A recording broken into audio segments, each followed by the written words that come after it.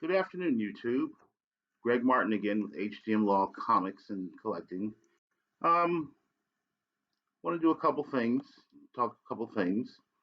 Um, First thing I want to say is that I saw the premiere of Stargirl last night on the CW.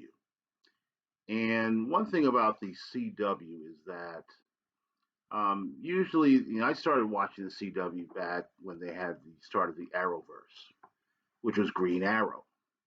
And I was a longtime fan of Green Arrow from my days as a child, as a teenager collecting. And so it was good to see Oliver Queen in the show. Even with Stephen Amell, I thought did a really good job portraying him. I mean, I was used to the Oliver Queen that you saw in the Justice League, on the Justice League TV series, animated series, with the blonde goatee, the blonde hair, the mask, and riding around with Black Canary because that's what was in the comics. So seeing Green Arrow come live action on TV, that was fine, until the changes, not a big problem, but they also introduced Ray Palmer and the Atom, and they use Speedy as a character, and so it paid homage to the Green Arrow comic series. So I was very pleased with that. Then, of course, came Flash and all that stuff. So they were really good. So I was skeptical about Stargirl because the latest ones, Batwoman and Black Lightning, not big fans of, though I've watched them quite a bit. And Stargirl, the first 5 minutes was pure homage to the Justice Society. And that was, I thought, very nice. First one you saw was Hellcat, and then Doctor Midnight and Hourman and Starman, and then they had the photo of the Justice Society. Now, Justice Society, for those of you who aren't really familiar with them, were one of the first groups or team ups of superheroes from 1940. So that goes back to the golden age. And for to pay homage to the golden age and bring some of those heroes back to life, even though some were done in Legends of Tomorrow. Um, just to go back to it, I thought was very nice and very well done. Even at Solomon Grundy uh, brought him around, which I thought was also very good. Um, and one of the nicest things was that the moving company that was used was Action Moving, and they had the same font action like Action Comics. So as soon as I saw it, I recognized it instantly and was very, very pleased because I said, "Wow, that's very nice of them to do." I mean, kudos to DC for getting that done and doing it that way. So, uh, and went on to see the rest of the show. Pretty decent start. You got some good actors in it: Luke Wilson, Amy Smart, providing the parents of the lead character. So we'll see how it goes. And Henry Thomas, who from ET fame, I know he's been acting quite a bit, but again, just to come out into a series and be able to be a part of it, I thought was very nice. So give it a watch. I will see how they develop, and if things go well, then hopefully have a decent show on their hands. So it's been a while coming because I think the last, well, Batwoman was just in her first year, and now Rose, what's her name, is leaving. So we'll see who they replace her with and how they'll change that. If they change the storyline with it or not. Ruby Rose, that's who it is, and we'll do that way. So um, one thing I really wanted to talk about was, and I see a lot of people asking about getting into collecting. So one person said that they had $500 and they wanted to, you know, start collecting. what should they collect? Another post was if you had $1 million and you had to buy 3 books, what would you buy?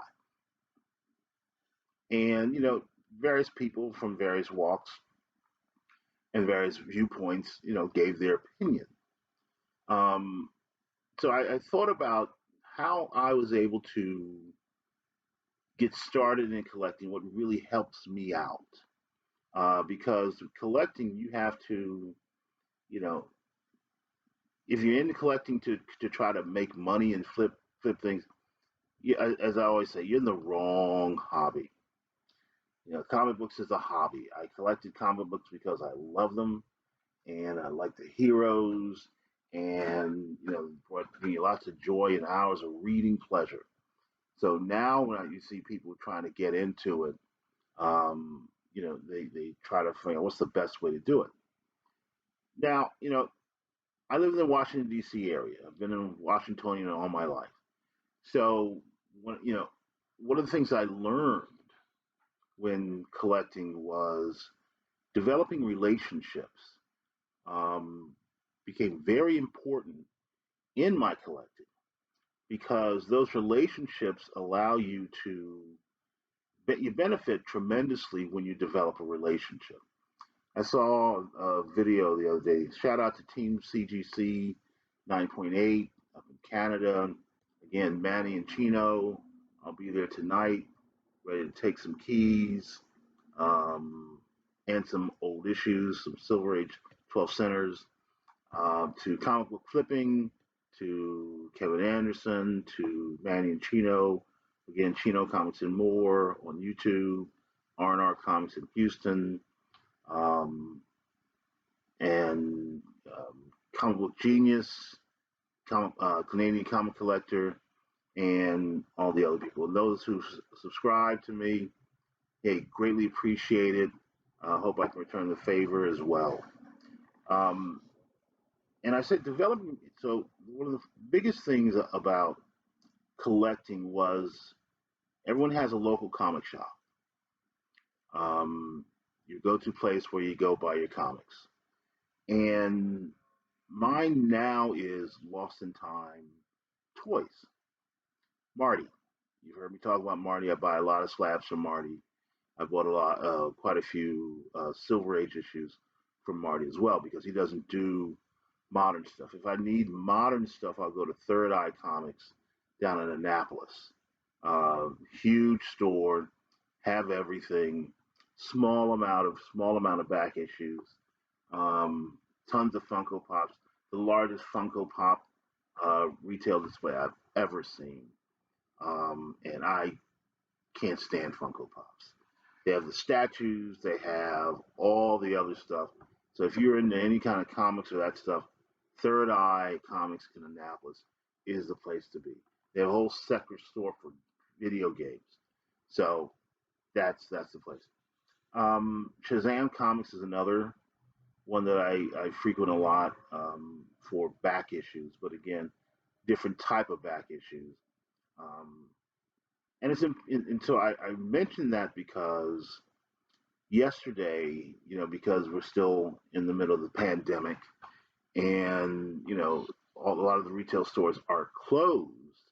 I just drove by Landed Toys just to stop by, just to see if Marty was in, and he actually happened to be there. So, tooted my horn. He came out and we talked, 10 feet apart, but caught up a little bit because I hadn't seen him in 2 months because I can't go into the store and everything. And I'm one that I'll I sometimes buy online from like my comic shop or Midtown Comics, but mostly and I'll buy from auctions. But mostly I like to go in person and root through long boxes and be by myself and sort through stuff. And I remember how I started off with Marty, because this is about finding your local comic shop and developing a relationship with the owner or developing a relationship with the manager because that's going to give you so much benefit down the road instead of just being someone just walks in. Um, I heard about Lost in Time toys and Marty from a guy I played trivia with, and he reads comic books, but he reads the modern stuff, and he reads stories I don't read, and he doesn't take care of his comics. He once he reads them, he throws them in a closet, and there they go. So doesn't bore him, doesn't do any of that stuff. Um, but we do understand the heroes and know the heroes, and we watch the MCU stuff and all that stuff. So he was coming out of this. He's been younger than me, like 14 years younger than me. So we're sitting around, and he says, he finally got a job, and he had a couple of dollars. He says, "Well, I'm going to go by the toy store and pick up a toy." And they said, what's lost? Is it any name Lost in Time toys? And he said, well, they got a lot of vintage toys and stuff. And I knew from my travels, the toy stores sometimes will have comics. And sometimes it's a nice place to go pick some comics because if they're just really into toys, then they're not going to know everything about comics. They just have some lying around. So maybe I said, told me where it was. I said, oh. So I drove by Sunday night after they closed. I knew they were going to close, so I went by and I looked and just looked in the window and saw about 6 long boxes of dollar comics. So I said, okay, I can take some time tomorrow. I'm not doing anything. I can root through, take about a half hour or so just to root through some of the dollar bins. Might find something, some Spider-Man or some Batman and Detective Comics, things like that.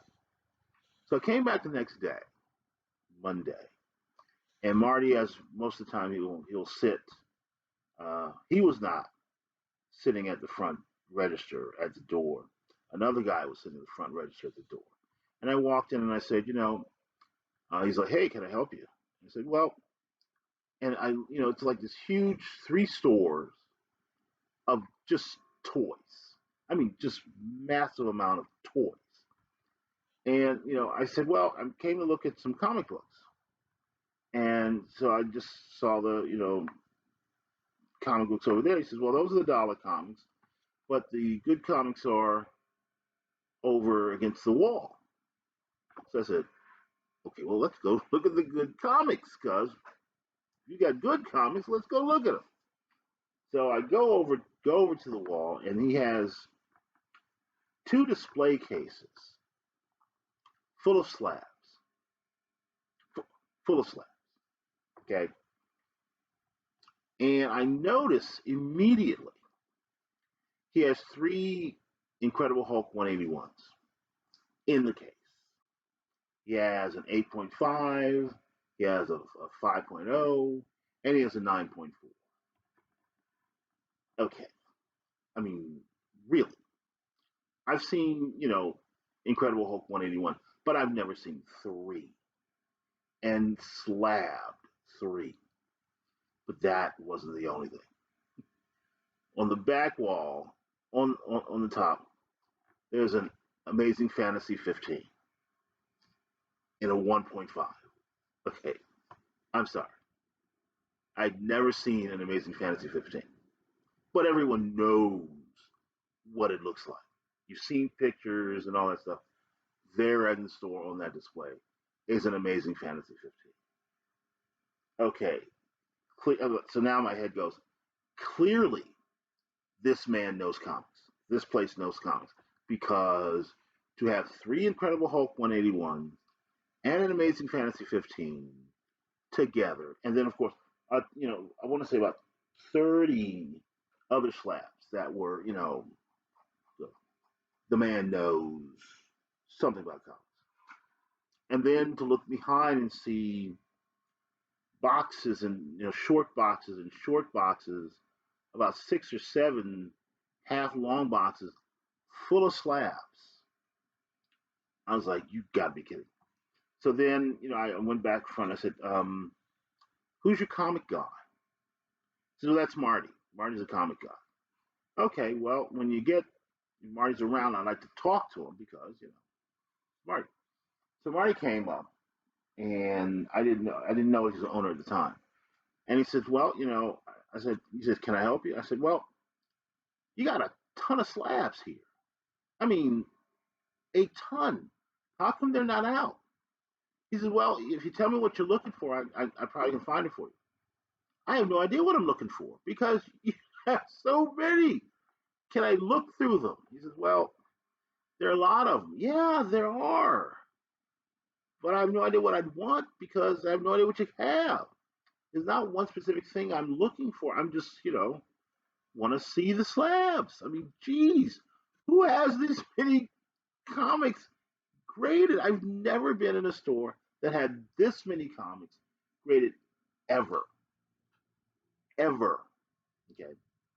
Um, and so, we started talking from that. And from then, um, I found, like I say, I have Incredible Hulk 181, Amazing Spider-Man 129, New Mutants 98. I mean, he just had those. And I didn't have my, I checked my bank account. I was like, my money's not ready just yet. I've got to move some money around, but I'll be back.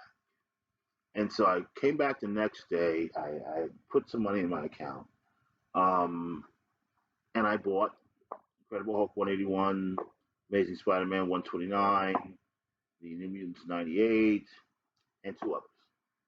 It's been a good chunk of change, a good chunk of change. And I remember telling Marty, I said, you have a ton of money in inventory. I mean, you really do. And for you to have this much and have an Amazing Fantasy 15 that he said at the time, he said they had a guy who was going to buy it for 20 grand. And I said, man, who does not want an Amazing Fantasy 15 in their collection? It is one of those unattainable things like Action Comics number one, like Batman number one. I mean, it's one of those, where you just go, I can't afford one. Even if I can, it makes no sense to buy it. But at a lower grade, I mean, it says yeah, you can get one and be okay.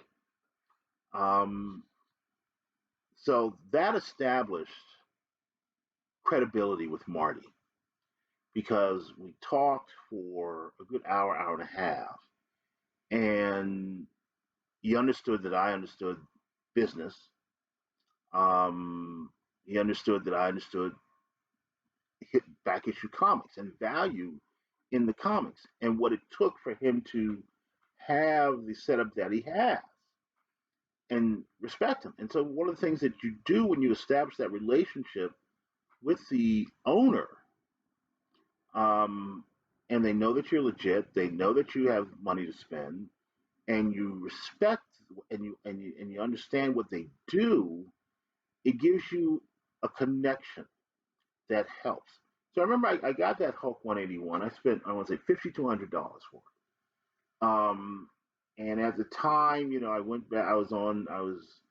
I showed it off on Facebook, and the first thing I got back was how much you pay for it. Now I'm kind of I'm not big on telling my price because one, a lot of times I don't remember, and two, it's not no one else's business. I mean, I'm not saying, hey, I bought this here, so go over there and get it. It's just I got the book. You happy? I got the book. Whatever I pay for it. So I told the people I said I'll pay 5,200 for it, and I got back a lot of, "Gee, you overpaid." The eBay price is 4,500 or 4,750. It's you overpaid. And I said, given all the stories I hear about fraud on eBay or just messed up deliveries and cracked packages and everything, I go to a shop, it's there, it's in my hands, I can bring it home, and there's no damage. I'll pay a premium for that because I'm not waiting in the mail. I saw it, I got it, and I bought it. So I brought it home, and here it is. And I said, so and I knew it was a sound investment because it's just going to go up. It's one of the top um, key issues of the Bronze Age. It just is. So fine, I spent a couple extra $100. I'll make it up in time. It's not like I'm trying to flip the book. So, hey, chill out. So, but again, that made things much better with Marty. So when I came back, then Marty's like, because I told Marty, I said, I want to be able just to take a chair and go sit down and go through your books. I have no idea what I want, but I just want to be able to go through your books. You leave me alone, and I can do that. And he let me do that. I mean, I come in. He told one guy he had some guy for the summer who was bagging and board, and he said, "Let him have your chair. Let him have your chair." And I got his chair, and I went back, and I plopped myself down and sat. And he said, "So I'll come back and check on you every few minutes. That's fine." And he left me alone. And then I said, "Can I go behind the counter?" He goes, Go behind the counter because I don't want to pull all those slabs up." And I spent the next 2 hours going through every box he had of slabs. That is a kind of rapport that you don't get just, being a basic customer. If you find that and you get that, you get a deal. And so what also happens, so I get it. I find a slab I liked. I looked it up on eBay, the final price, because Marty did that as well.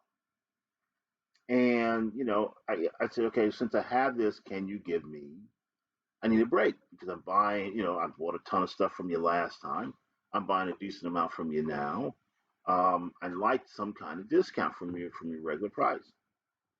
So we work stuff out, and I get on average 15% off, which for me is fine because he knows I come there often and I spend money.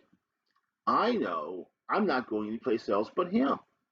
So we've worked that out, and things have really worked out well with that. And it harkens back to when I really started collecting with Joel at Big Planet Comics in Bethesda. It was the same thing because if they see you come through or not, they know who you are. You talk to them, and you subscribe from them. I subscribe from them, and Joel would hook me up. So Joel um, would as he got special issues in, he would go, hey, Harold, I got this Todd McFarlane's autographed Spider-Man 1. Do you want it? Yeah, I want it. Sure, I'll take it. So, hey, I'll get that. And he said, I had this, Incredible Hulk 181, but it's missing the stamp. Do you want it? I was like, yeah, I'll take it. Things like that. You get offered things before other people because you have a relationship with your local comic shop owner. And it's important to establish that because they will privy you to things that a lot of other people don't get. And that's the important thing is being able to have that kind of relationship and be able to call them up and see them and talk to them and get things. So I got that. He gave me a platinum Spider-Man 1, really nice. So over the time I was collecting, which I think with him was like 6 to 10 years, as little books came in that were special books, hey, I got them. That helps you a lot because you can get discounts from the owner, or you can get, let's say, they'll put things away from you, put things aside for you, with just a call. I know also with Third Eye Comics, because I just buy back issues. There are two managers that deal with back issues, but I don't deal with a lot of them. And one of the first things I did when I started, I said, these keys that come in, I see on Instagram. How can I be on that list to get kind of first dibs? I know you have other people ahead of me, but can I get on that list so at least if they don't want it, maybe I can get it? And I remember she said, well, if you see it on Instagram, because I know you, you call up, I'll pull it aside for you. You call up and put it aside for you, give me credit card information, and I'll hold it for you till you get in. And then once you get in, you look at it. If you don't like it, then fine, I'll give you back your money, and it goes back up. That's the kind of relationship that you want to develop, because you can't be at every store at every all the time. You just can't. The same thing with Shazam Comics. Shazam Comics buys collections, and I said, okay, well, if you get special issue, can I be on that list? And he says, well, once I get it, I'll post it on Facebook. You call me up, tell me you're coming, I'll put it aside for you, and it's yours. I said, thank you very much. Greatly appreciate it. So, of course, when they do, when you call in, you always show up. Um, because they know if you're serious about it, they'll help you out. But that's one of the hugest advantages you can do. I mean, I know I talked to one guy who does just strictly eBay stuff. And he says he has a list of like 10 of his favorite eBay dealers and I guess over the years he's bought a lot of comic books from and has a good relationship with them. So that's what he does. But it's just, I guess, the modern guy's way of establishing a relationship. My way, again, is establish a relationship with the owner of your comic shop. And that helps a lot when it comes to want to show a few books because we love books. And so what's better than having books? Um, I found these in my garage a while ago. So, but I put them up because, again, it's books. And I'm going to use this one. So, ROM number one. For the character, first appearance, it's first issue of his own. Actually, a pretty valuable book. So that's got to go in the queue to get graded. Like I say, what I looked at when I decided I'm going to grade is it going to be, a decent issue, an important issue? I'm not going to call it a key issue. I save that for truly key issues. But ROM number one is a good issue. It's an important issue for ROM. Has some good value, so we will go ahead and get that graded. That I've had since I bought it. This Spider-Man number 700, this variant, I got in Orlando. Um, of all the variants I got in Orlando, I think I got like 5, and it was funny because it's the one store that had all the variants just out on the shelves. Said, if you want a variant, get a variant, cover price. I'm not going to charge you for more. This one is actually, I guess, the best of the variants. So I'll send that out. Again, a very good book, very sharp book. Um, I expect a really good grade out of this one. So, but it'll go in the queue. Don't know if it'll go this summer, but some point in time it'll go. Now, this one I had. This is the Thor um, 412 first appearance of the New Warriors. For some reason, really good book, really valuable book. People like it, and as you see, it's in really good shape. So that's got to go out. And I got it because I love Thor, and I bought Thor all the time. So it's just one of the books that came through me. So pulled it out and said, okay, well, I have it, so off it goes. Now, this Spawn, I collected because I liked McFarlane back in the day. First saw him when he started drawing for Spider-Man, an Amazing Spider-Man, and then he came out with his own line, and Spider-Man bought that, and then came with Spawn. And so I bought, I want to say, the first maybe 30, 40 issues. And so, going through a long box, I find these, and for some reason, this is the first appearance of this lady. So she's important in the Spawn verse. So, it's a really, really good shaped book. So we'll go get this grade. Um, Spectacular Spider-Man with a Punisher appearance. This is 141. It's funny how at the time there were 3 Spider-Man lines. There was Amazing Spider-Man, Spectacular Spider-Man, and Web of Spider-Man were the three Spider-Man titles when I was collecting early on. And this Punisher appearance, nice cover. I don't know if it's going to go in the queue or not. We'll see. Now, of course, the Punisher in his miniseries, first miniseries of his, issue 3 of that. I have not issue 1. I think it's downstairs, or I sent it off to CGC for grading because it's Frank Castle's first miniseries, and so I was a big Punisher fan. I ended up getting all the Punisher lines, so it was Punisher War Journal, Punisher War Zone, Punisher, even Microchip when he had his little series. I bought 1 or 2 copies of that. But it was just the thing that I did. So got this. Trying to see a few others that I might have that have any interest to me before we end this video. Um, what's the Spawn? Spawn's Marvel. Well, yeah. I mean, I've got some other books, but suffice it to say, those are the main ones that I'm going to send out. So, again, if you like what you hear, please hit the like button. Please subscribe if you're new. Um, get the content and get your notifications. Get the bell on so you get notification when there's a new video. Hope you enjoyed it. Please give me your comments, share your thoughts. I love the feedback that I get from people. It's very encouraging, and it's always good to see that things are coming. Oh, on Go Collect Comics, their website, they have a nice little article where the guy talks about what's considered an actual key comic. And it's good to know that he kind of shares my views on what's a key comic. So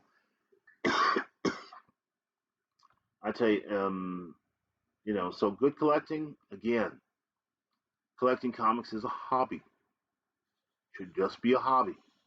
You do it because you like it. Do it for fun. You do it because you want to share some time with your kids, share an interest.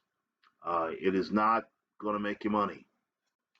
It's very hard to make money. We'll go through the real economics of that at another video.